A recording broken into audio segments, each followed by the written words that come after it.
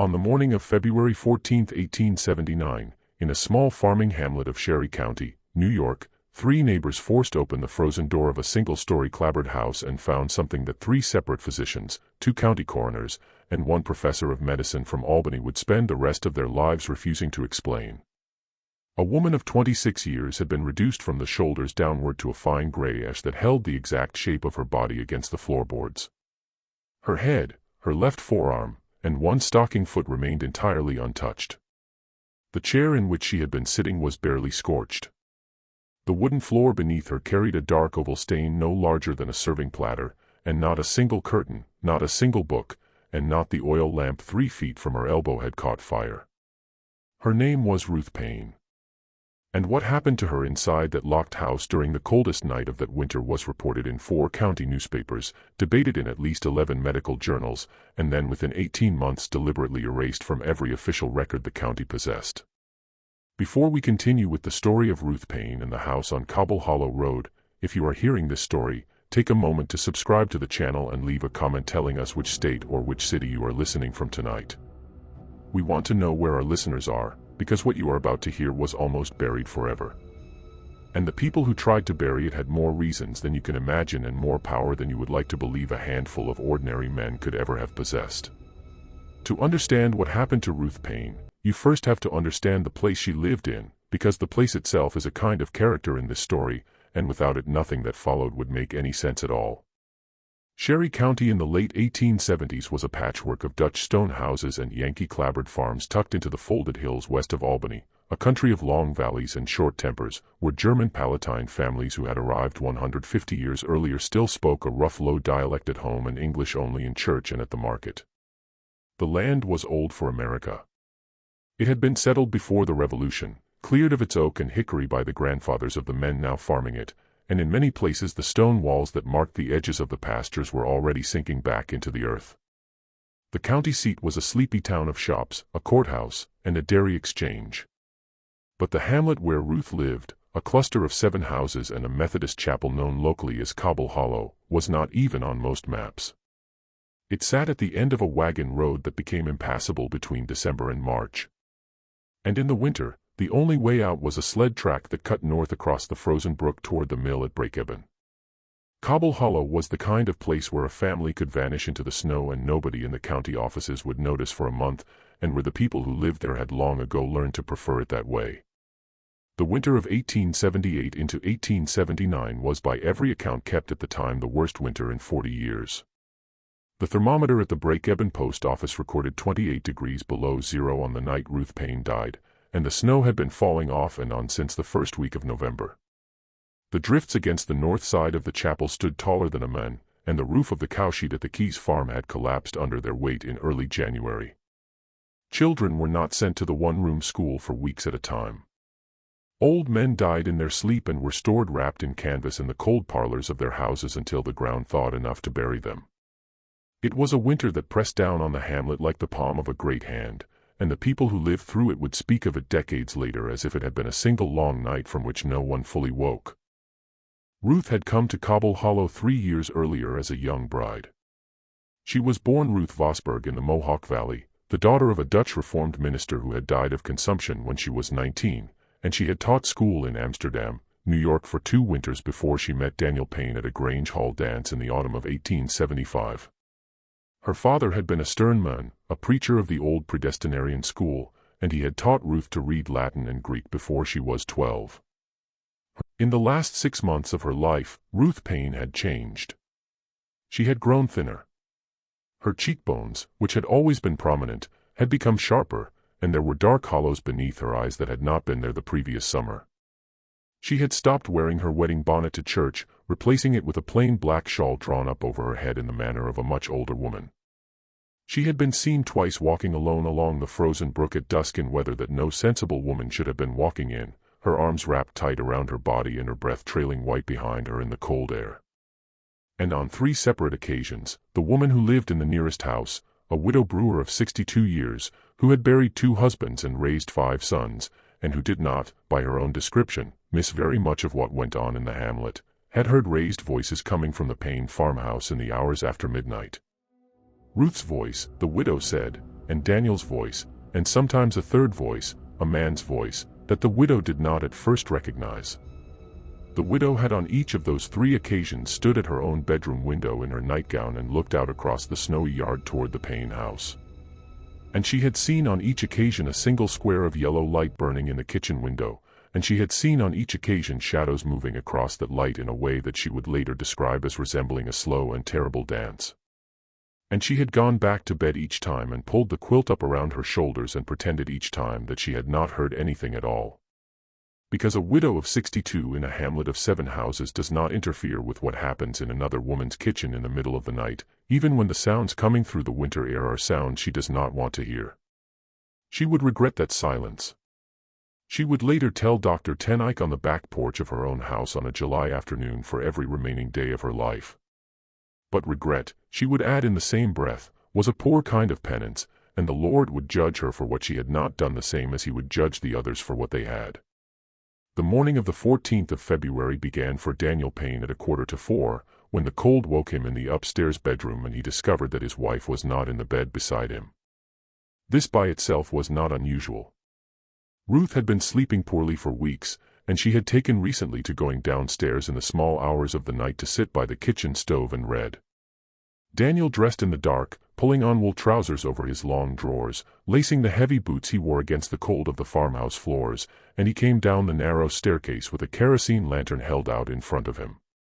The house was entirely silent. The parlor, as he passed through it, was dark and still, the sheet-covered furniture looming like pale crouching animals in the lantern light.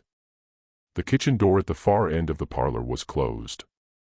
Daniel later swore under 3 separate examinations by 3 separate officials that when he opened that kitchen door, the room beyond was cold. Not merely cool, as a farmhouse kitchen often was in the hours before dawn, but bitterly cold, the cold of a room in which no fire had burned for hours. The stove, a heavy cast-iron Union box stove with nickel-plated trim that Daniel had bought at the county fair in 1876, had gone out sometime in the night. The oil lamp on the table was extinguished, its wick black and curled. The window above the dry sink was clouded with a thin film of frost on the inside of the glass, and fern-like crystals had grown across the lower panes in delicate repeating patterns. And in the rocking chair beside the stove, where Ruth habitually sat in the mornings to drink her tea, there was a shape that his mind at first refused to accept as a shape. He said that he stood in the doorway for a long time, he did not know how long, holding the lantern he had brought down with him before he understood what he was looking at. His wife's head was leaning back against the chair's spindles, her eyes closed, her dark hair loose about her shoulders, her expression in the flickering lantern light entirely peaceful. Her left arm lay draped over the arm of the chair, the hand white and intact, a small silver ring on the 4th finger, the ring her father had given her on her 16th birthday. Her right stocking foot was extended forward as if she had been in the act of rising. And everything else, everything between the base of her neck and her ankles, was gone.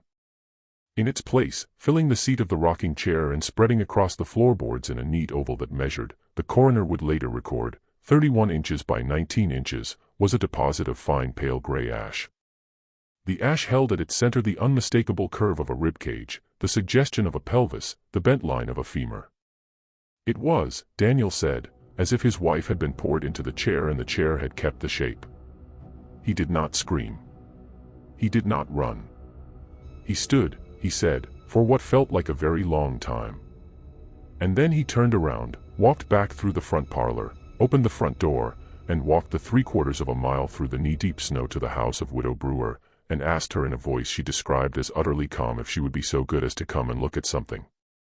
The widow came. She was not a woman who required much persuading. When a neighbor appeared at her door before dawn, she brought with her the hired man from the adjoining farm, a Palatine German named Jost Keys, who had been awake in the barn already, milking his cows by lantern light. And Jost brought his younger brother Hendrik, who rode the sled track north to Breakeben to fetch the doctor. By 10 in the morning, 4 men and the widow were standing in the Paine kitchen, and none of them could speak. The kitchen by daylight was almost ordinary. It was a square room perhaps 14 feet on a side, with a plank floor worn smooth by 3 generations of Paine feet, a large pine table in the center, a dry sink against the east wall, a cupboard against the north wall containing the household's modest collection of dishes, and the cast-iron stove against the south wall, its belly still cold, its door closed, the small brass draft lever at its base still open to the position Ruth must have set it to before she fell asleep. Above the stove, on a wooden rack, hung a row of copper pans polished to a dull shine. Against the west wall, beneath a window curtained with unbleached muslin, stood the rocking chair. And in the rocking chair was what was left of Ruth Paine. Dr. Hendrik Van Dusen, who had arrived from Breakeben just after 9, was a country physician of 54 years, a graduate of the Fairfield Medical College in central New York, a man who had delivered perhaps 400 babies, set perhaps 1,000 broken bones, and signed perhaps 600 death certificates in his career. He had seen, he believed, every way that a human being could die in Sherry County. He had not seen this.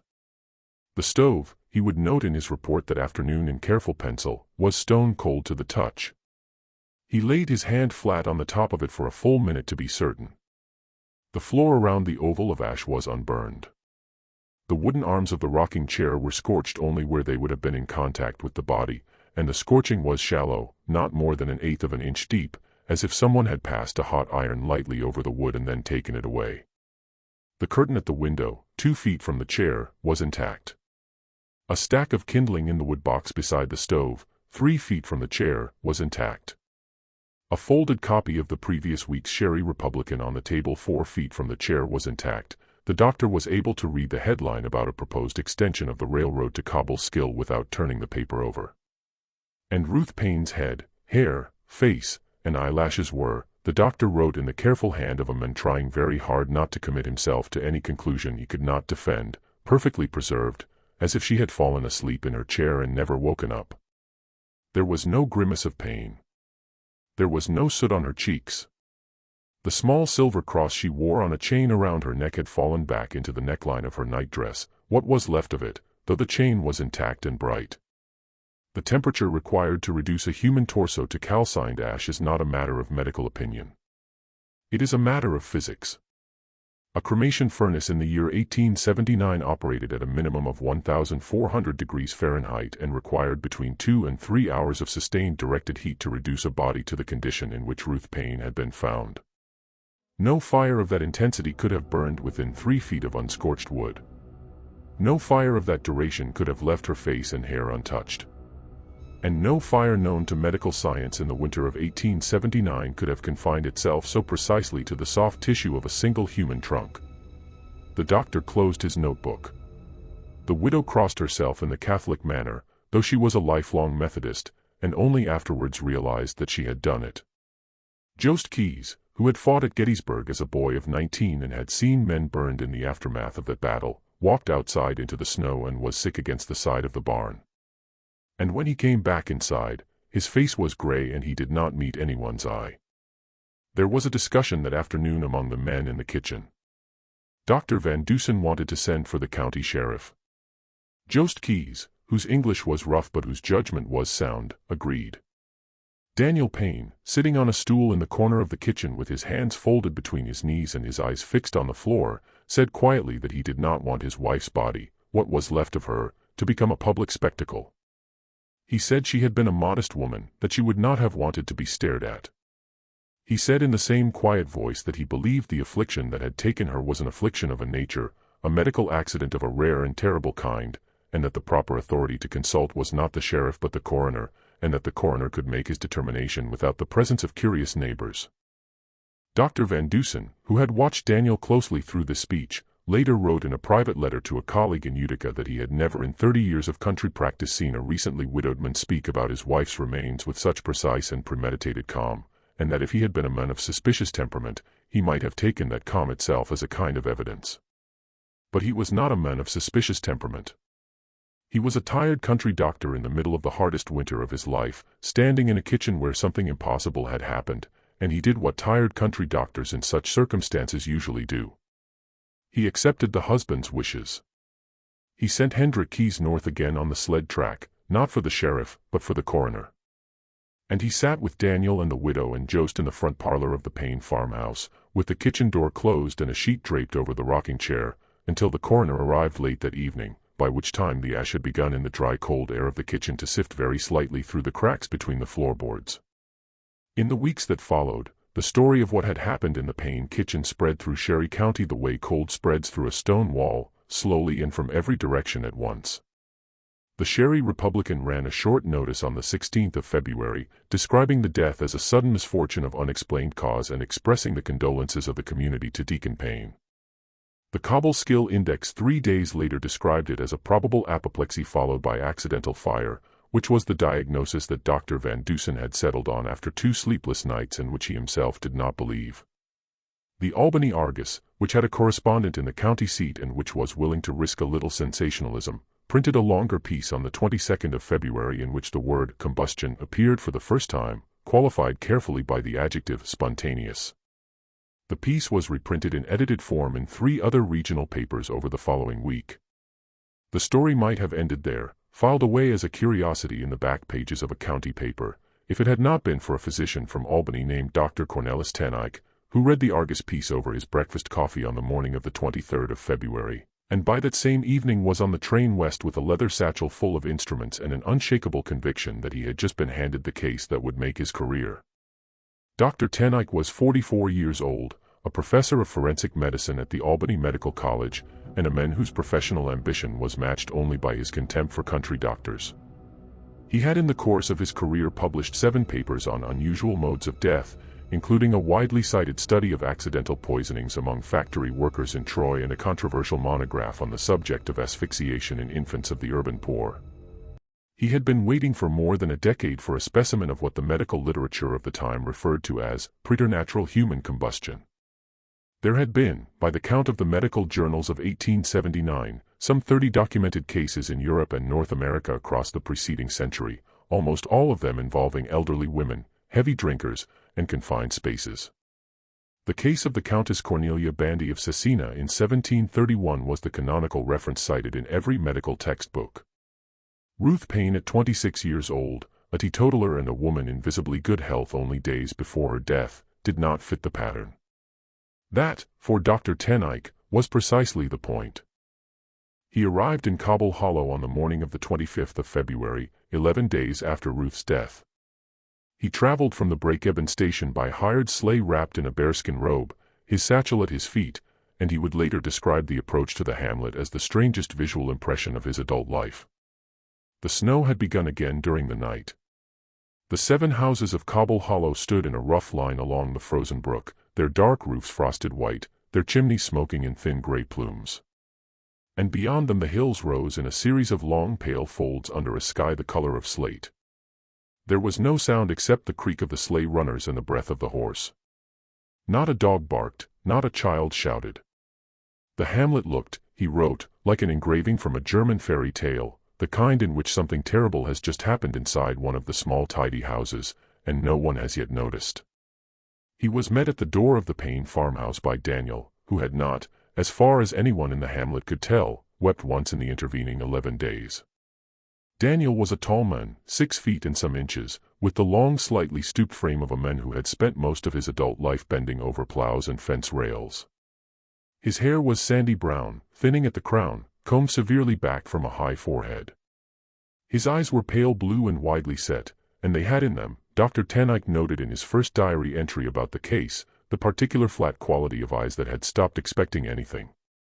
Daniel shook the doctor's hand, took his coat, and led him through the parlor into the kitchen without speaking a word that was not strictly necessary. The rocking chair was still there against the west wall beneath the muslin-curtained window. The oval of ash had been swept up, placed in a sealed wooden box roughly the size of a hat box, and kept at the county coroner's instruction in an unheated outbuilding behind the farmhouse. The scorched floorboards had been scrubbed with lye soap but not replaced, and the dark oval stain was still clearly visible beneath Daniel's boots. Dr. Teneyck set his satchel on the pine table and looked slowly around the kitchen. And as he looked, he began to notice things that the country doctor had missed, and that would, in the weeks to come, unravel the entire story. He noticed first that the rocking chair was not in its natural position. It had been moved at some point before Ruth's death, perhaps 3 feet forward from the wall, into an open area of the kitchen where there was no obvious reason for anyone to have placed it. The natural position for the chair, given the layout of the room and the habitual warmth of the stove, was against the wall where it now stood, but the faint wear patterns on the floor showed that it had been dragged forward and then returned. He noticed that the cupboard directly behind the chair, a tall pine cupboard with 2 upper doors and 2 lower doors, contained in its lower compartment a set of ceramic jugs that were, when he opened the door and lifted one, far lighter than they had any right to be. Daniel, when asked what had been in them, said that they had held coal oil for the lamps, but that he had used up the supply during the long nights of the winter. Dr. Ten Eyck, who had counted the jugs and noted their combined capacity, did not say what he was thinking. He noticed that the floor beneath the rocking chair, where the scorched oval stain was not at the center of the kitchen but offset, pushed away from the stove and toward the window. He noticed that the rag rug, which had always, according to Widow Brewer's later testimony, lain under the rocking chair, had disappeared sometime in the past several months and had not been replaced. He noticed that the small pedestal table that had always stood beside the rocking chair, the table on which Ruth kept her tea and her book, was also missing. Daniel said he had broken it up for kindling in a winter as hard as that one. No one found this remarkable. Dr. Ten Eyck made a small careful note in his pocketbook and said nothing. Dr. Ten Eyck, over the course of the next 3 days, measured every surface in the kitchen, collected samples of the ash, interviewed Daniel, Widow Brewer, Jost Keys, and the minister of the Methodist chapel. He rode the sled track into Breakeben to examine the house where Ruth had grown up before her marriage, and he spent an afternoon in the small records office at the county seat examining the deed books, the tax rolls, and the marriage register for the past 10 years. What he found, and what he wrote in the unpublished notebook that survived him and was purchased 61 years later by a private collector in Cooperstown, has never been reproduced in any medical journal.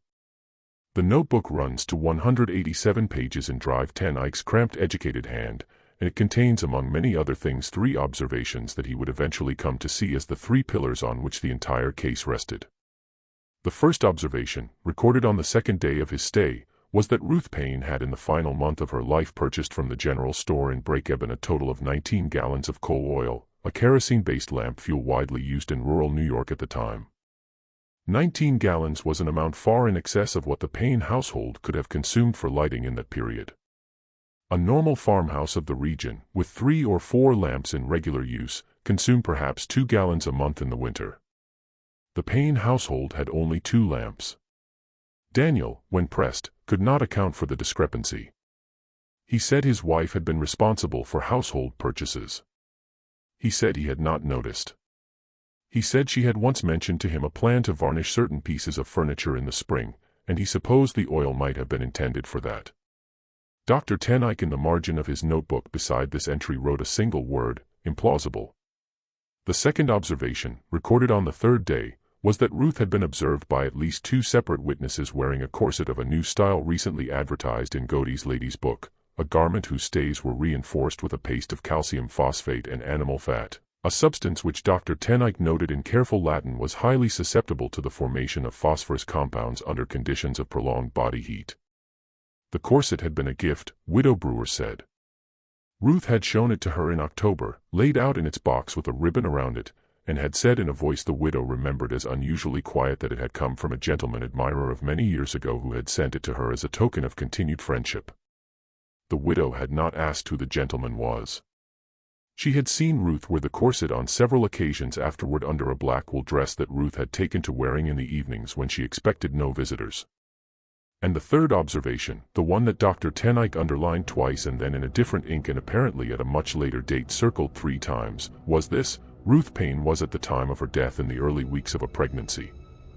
And that pregnancy, according to the dates that Dr. Ten Eyck carefully reconstructed from the testimony of the widow and from 3 letters he was eventually permitted to read, could not possibly have been the child of her husband.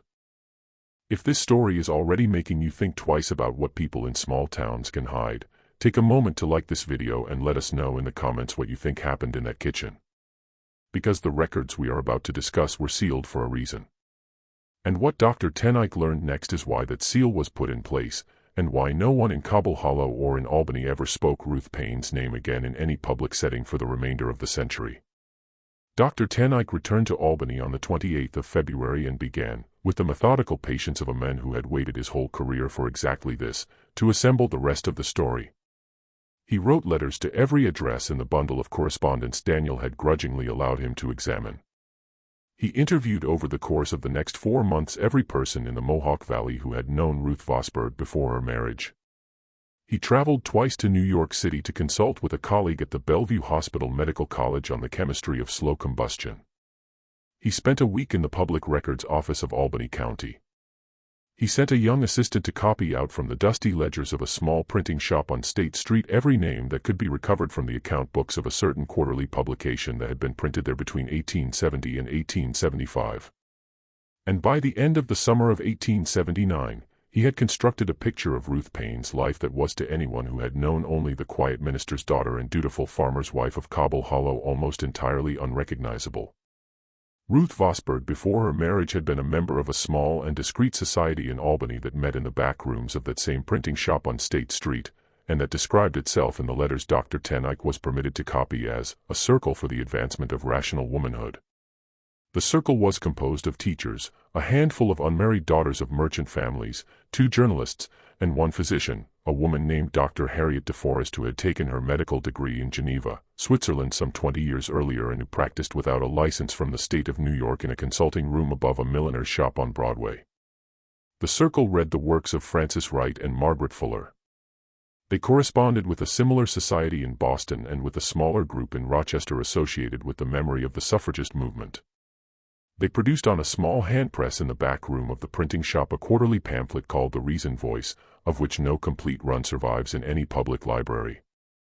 And in ways that the surviving letters only hint at, they provided certain forms of practical assistance to women of the city who found themselves in circumstances that the law and the churches of Albany would not officially acknowledge.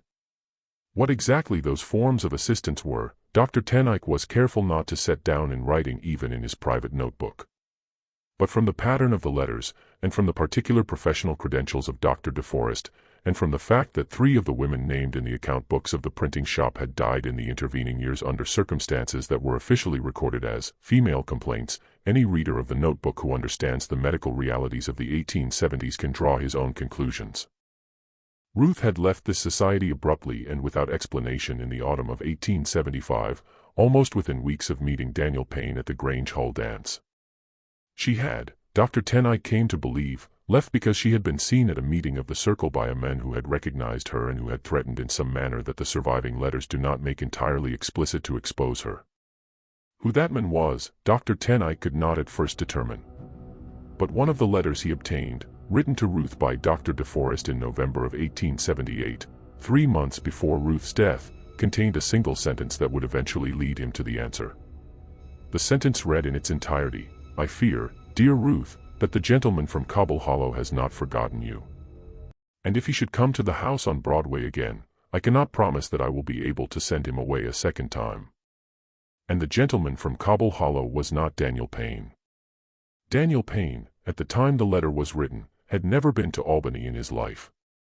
The gentleman from Cobble Hollow was, as Dr. Ten Eyck confirmed through the laborious process of tracing property deeds and court records in the Sherry County Archive and cross-checking them against the commercial directory of the city of Albany, a man named Augustus Voorhees, 48 years old, a textile merchant who owned a substantial summer house 3 miles from the Paine farm and who spent the months of June through September in the hamlet every year.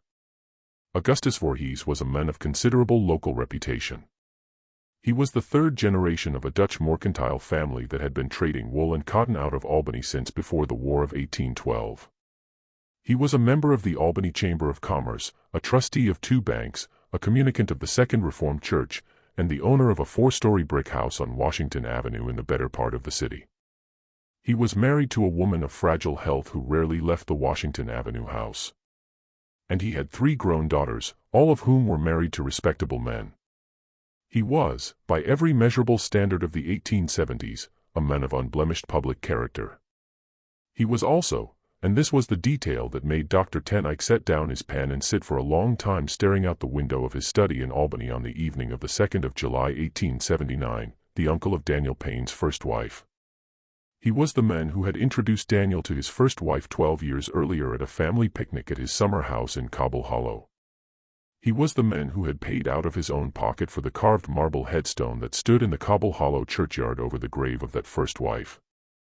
He was the man who had, by the testimony of Widow Brewer when Dr. Ten Eyck pressed her a second time, been seen entering the Paine farmhouse on at least 4 occasions during the summer and autumn of 1878, always while Daniel was out in the far pasture, always staying for more than an hour, and always leaving without speaking to anyone in the hamlet. And he was the man whose voice the widow would eventually confess to Dr. Ten Eyck in a whispered conversation on the back porch of her house on the afternoon of the 15th of July 1879 she had recognized as the third voice raised in argument in the Paine farmhouse in the small hours of the night, 3 times in the final months of Ruth's life. Dr. Ten Eyck was not by temperament a man who jumped to conclusions.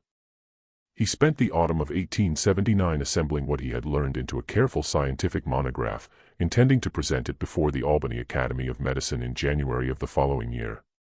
The monograph argued with great care and with an abundance of chemical diagrams that Ruth Paine had died of a rare but not unprecedented conjunction of physiological and environmental circumstances. It proposed that the calcium phosphate in her corset stays, warmed by prolonged body heat and by the vapors of the 19 gallons of coal oil that had been stored, he had discovered in the course of his investigation, in a cupboard directly behind her chair, had undergone a slow chemical transformation producing small quantities of white phosphorus. It proposed that this phosphorus, ignited either by a stray ember from the stove or by a momentary frictional spark from her own movement in the chair, had initiated a slow combustion confined to the fatty tissues of her torso, a process similar to what was then known among undertakers as the Wick effect. And it proposed in its final pages, and with considerable delicacy, that the unusually low body temperature of a woman in the first weeks of pregnancy, combined with the unusually low ambient temperature of that February night, had somehow permitted the combustion to proceed without igniting the surrounding materials. It was in its way a remarkable piece of work. It was also, by the standards of any modern forensic pathologist, almost entirely wrong. And Dr. Ten Eyck in the last weeks of 1879 was beginning to suspect as much himself. Because in the course of writing the monograph, he had returned to Cobble Hollow one final time on the 12th of December 1879, nearly 10 months after Ruth's death, and he had interviewed for 2 hours in the back parlor of Widow Brewer's house a hired girl named Margarete Kaiser, the 15-year-old niece of Jos Kaiser, who had worked in the Paine kitchen 3 days a week throughout the autumn of 1878. Margarete was a slight dark-haired girl who spoke English only haltingly and who had refused through the widow to speak to Dr. Van Dusen in February and who had refused to speak to Dr. Ten Eyck on either of his previous visits. She had changed her mind, she told the widow, because she had begun to have dreams. In the dreams, she said, she was standing in the snow outside the Paine farmhouse and Ruth Paine was looking at her through the kitchen window, and Ruth Paine was trying to tell her something, and Margarete could not hear. The dreams came every night. Margarete said she had not slept through a night since the early summer. She was losing weight. Her mother, who did not know the reason, had begun to fear for her health. Margarete said she had decided to speak finally because she believed that if she did not speak, the dreams would kill her the way the silence of the hamlet had killed Ruth Paine. What Margarete told him in low Palatine German that the widow translated sentence by sentence changed everything. Margarete said that on the evening of the 13th of February, the night before Ruth was found dead, she had been sent to the Paine farmhouse at dusk to deliver a jar of preserves from her aunt. It had been snowing lightly. The last of the daylight had been going out of the sky, and the path between the houses had been trackless. Margarete had taken almost half an hour to cover a distance that would normally have taken her 10 minutes. She had knocked at the front door of the Paine farmhouse, and no one had answered. She had waited. She had knocked again, more loudly, her knuckles stinging in the cold. She had thought she heard through the heavy door the sound of a man's voice speaking sharply in the kitchen, but she could not be sure. Still no one came to the door. She had walked around the side of the house to the kitchen window, intending to leave the jar on the porch where Mrs. Paine would see it in the morning. And through the kitchen window, the window above the dry sink, whose curtain on that evening was drawn back rather than closed, Margarete had seen 3 people inside. Ruth Paine had been sitting in the rocking chair. Daniel Paine had been standing by the stove with his back to her, his broad shoulders hunched, his arms folded tight across his chest, in the posture, Margarete said, of a man who is making himself stand still. And a third man, a man Margarete had seen in the hamlet the previous summer at a social gathering at the summer house, and whom she knew to be Augustus Voorhees, had been standing directly in front of Ruth with something in his hands. Margaretti said she could not see clearly what the thing in his hands was, only that it was small and dark, and that Augustus Voorhees had been leaning forward, speaking to Ruth in a voice too low to hear through the glass. Ruth had been looking up at him. Her dark hair had been loose around her shoulders. Her hands had been folded in her lap. And Ruth's face, Margaretti said, had worn an expression that Margaretti had never seen on a grown woman's face before, an expression that Margaretti, fumbling for the word in her two poor languages, described in the end as the look of a rabbit that has just understood the snare. The three figures, Margaretti said, had held that tableau for several seconds.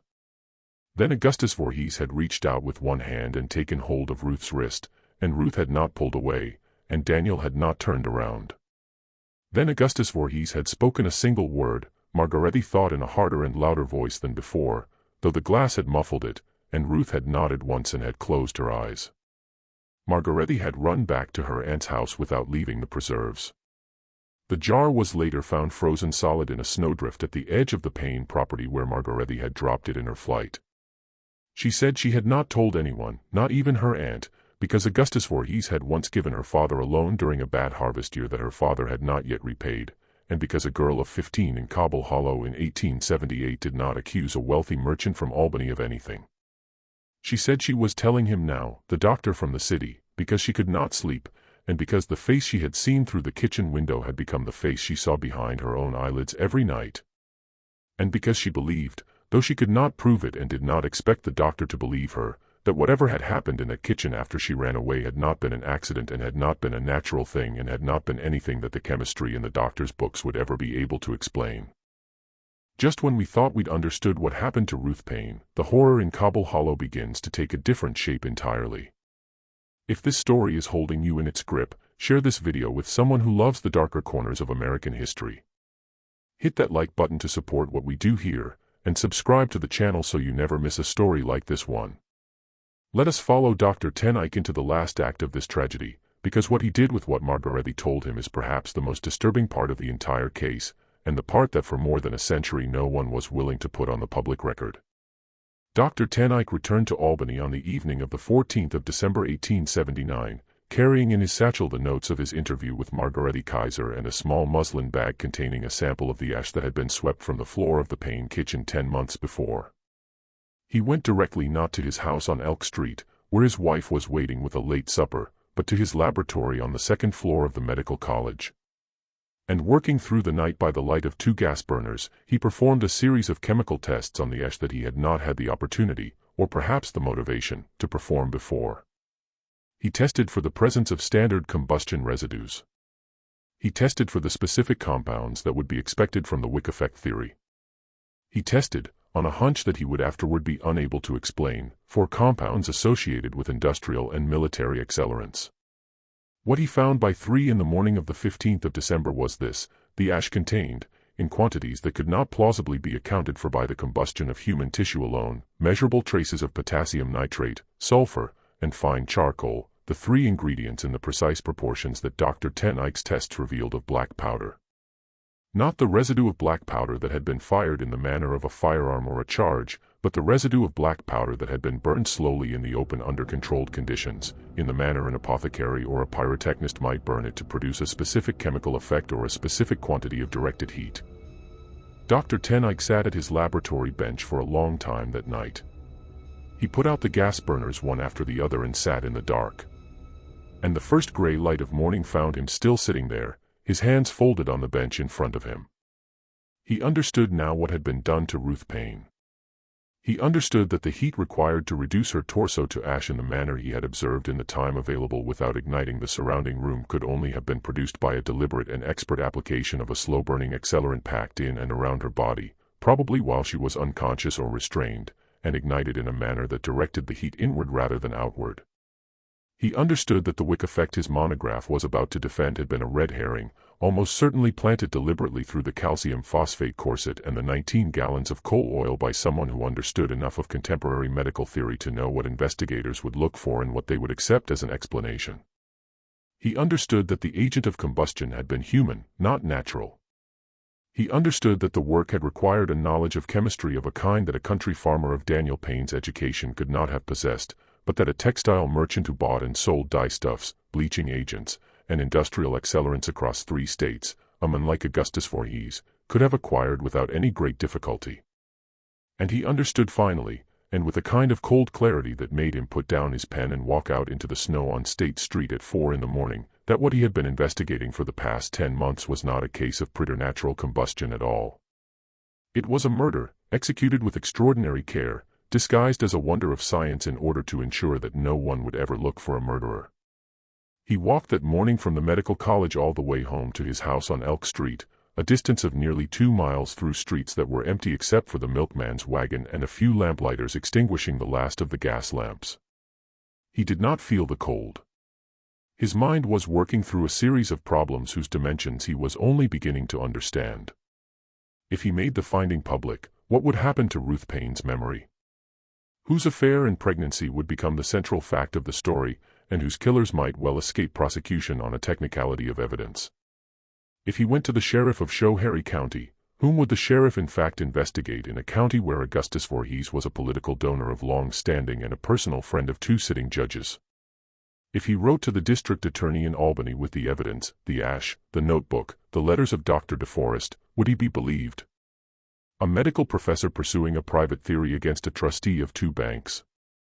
And behind all of these questions, pressing itself forward in the dim light of the December morning, was a question about himself.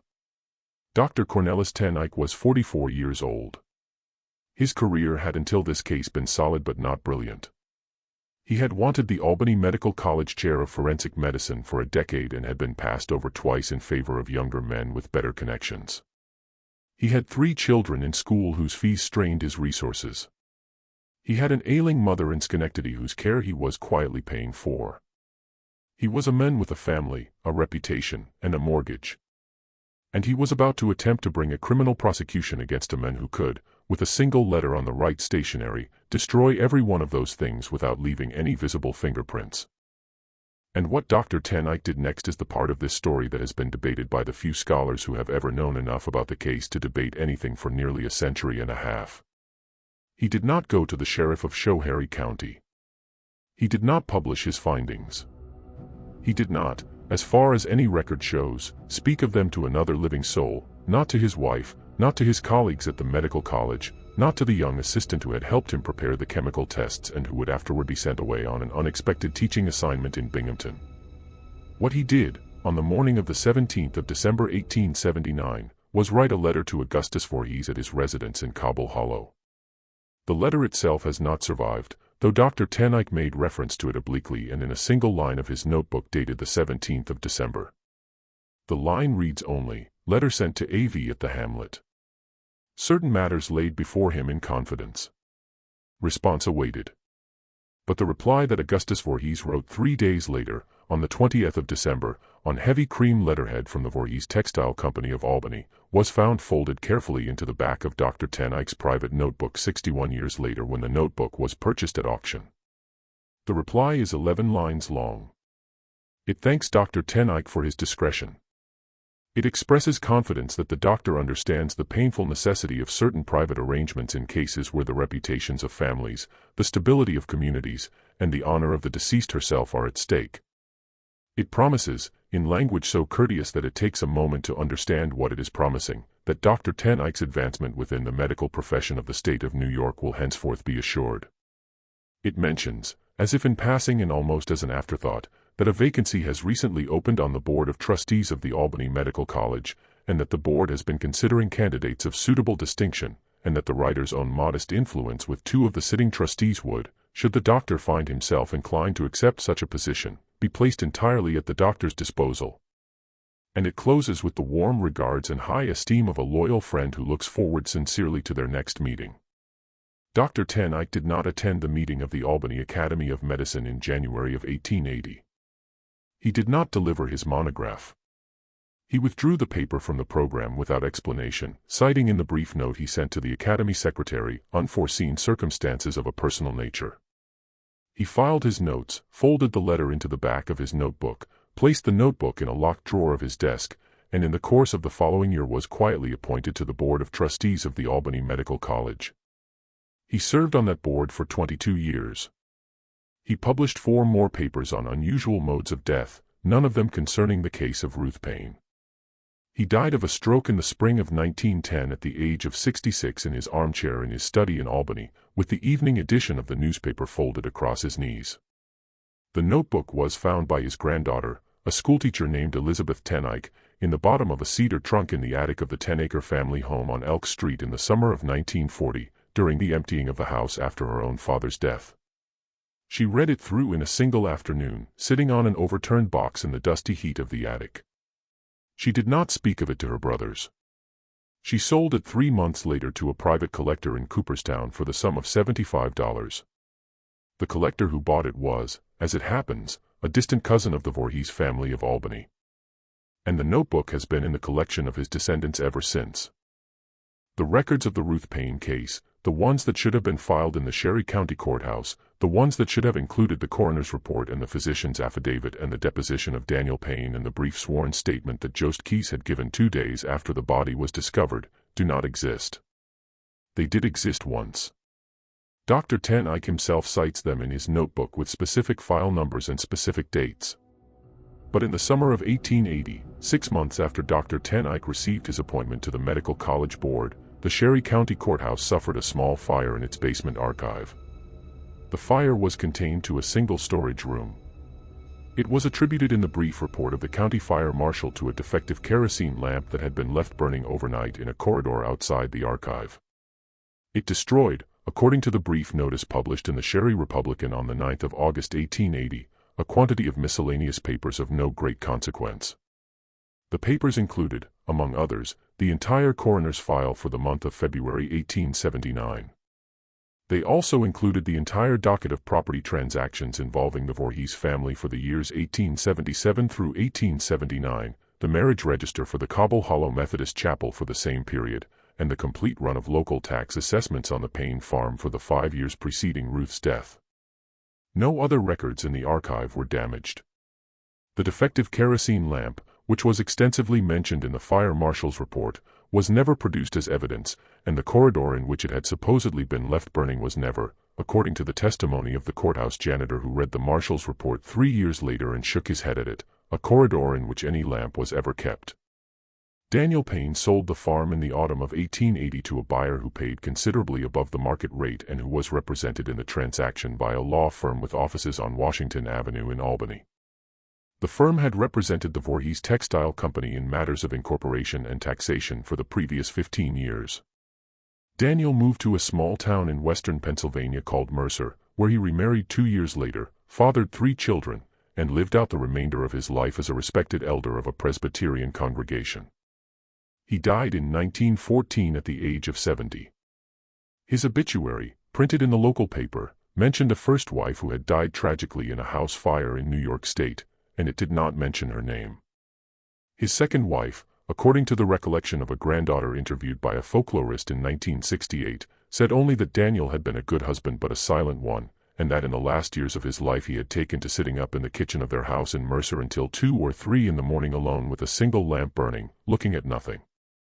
Once, the granddaughter said, her grandmother had come down in the night to find him weeping silently, his face in his hands, and when she had put her arm around his shoulders and asked what was wrong, he had said only, "I did not turn around. I should have turned around." He had never explained what he meant. He had never said it again. Augustus Voorhees continued to summer in Cobble Hollow for another 15 years. He expanded the textile company, opened a second office in Boston, and served 1 term in the New York State Senate, where his principal legislative achievement was a bill raising the penalties for the corruption of public morals. He endowed in 1893 a chair in moral philosophy at a small college in Sherry County, the endowment stipulating in the founding documents that the holder of the chair was to deliver once each year a public lecture on the subject of the Christian virtues of temperance, chastity, and reserve. He died in 1909 at the age of 78 of complications following a minor surgery, and he is buried beneath a white marble monument in the Cobble Hollow churchyard within sight of the smaller weathered stone that marks the grave of Ruth Paine. The inscription on his monument reads, "A merchant of integrity, a friend of virtue, a pillar of the community." The inscription on Ruth's stone, which Daniel had ordered and paid for before he sold the farm and left for Pennsylvania, reads only, "Ruth Paine, wife, 1852 to 1879. The Lord giveth and the Lord taketh away. Widow Brewer died in 1884 of pneumonia in her own bed at the age of 67. She had kept until the end of her life a sealed envelope in the top drawer of her bureau addressed to the Sherry County District Attorney, whose contents were never disclosed to her family and which, when discovered after her death, was opened by her eldest son and, without being read aloud, was thrown into the kitchen stove. Margarethe Kaiser married a farmer from the next county in 1883, raised 5 children, and lived until 1931, a woman whose neighbors regarded as unusually quiet and who in the last year of her life is recorded by one of her granddaughters as having said without any context at all that there were things a person could see through a kitchen window that they should never have seen and that they never afterward stopped seeing. The notebook of Dr. Ten Eyck is today in the archive of a small private historical society in upstate New York that has chosen not to permit its reproduction or public display on the grounds, according to a statement issued by the Society's Board of Trustees in 1987, that the document contains material of a deeply sensitive nature concerning identifiable families of the region whose descendants continue to live in the county. The ash of Ruth Paine in its sealed wooden box was buried in an unmarked corner of the Cobble Hollow churchyard in the summer of 1880 at the instruction of the then presiding minister of the Methodist Chapel, whose name has not survived because the pages of the chapel register covering the years 1878 through 1881 were, like the coroner's file at the courthouse, destroyed at some point in the late 19th century. What was done to Ruth Paine on the night of the 13th of February 1879 was done by at least 2 men in a locked kitchen on the coldest night of a hard winter in a hamlet at the end of a road that the snow had closed. It was done to a young woman who had once before her marriage belonged to a circle of other young women who had believed that the future would be different from the past, and who had chosen when she was threatened to leave that circle and accept a quiet life in a place where no one would ever come looking for her. It was done almost certainly because she was pregnant with a child that was not her husband's, and because the father of the child was a man who could not afford at the age of 48, with a sick wife on Washington Avenue and 3 married daughters and a reputation built over 3 generations of careful Dutch commerce, to have the fact known. It was done with a chemistry borrowed from the textile trade, potassium nitrate and sulfur and fine charcoal packed around the body of an unconscious woman in a rocking chair. And it was disguised as a wonder of science in order to ensure that the only people who might investigate it would be so dazzled by the prospect of a medical sensation that they would not think to look for a criminal. It was compounded by the quiet cooperation of a husband who had either been broken by the discovery of his wife's affair or been promised something he wanted more than his wife, or both, and who stood in his own kitchen with his back turned while another man put his hands on her. And it was concealed finally by the purchase of the conscience of one ambitious physician, and by a small convenient fire in a basement archive, and by the slow impatient passage of 147 years of forgetting. The most terrible things that have happened in this country have not been done by monsters from beyond the edge of the world. They have been done by ordinary men in ordinary rooms, in ordinary towns, protected by the ordinary silences of the people around them, and hidden finally by the willingness of history to let certain names, certain places, and certain women be quietly erased from the record.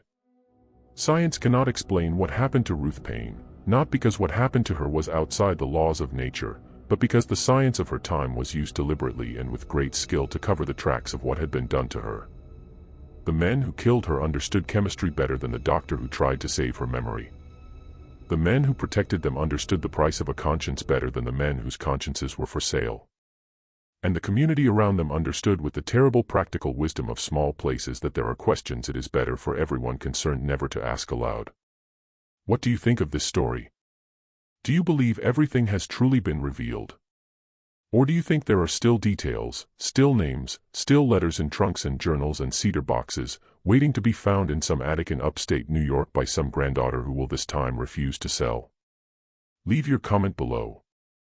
Tell us what you think Daniel Paine was doing in that kitchen, and whether you believe he knew, and whether you believe there is any forgiveness for a man who stands with his back turned while someone puts their hands on his wife. If this tale has held you, subscribe to the channel.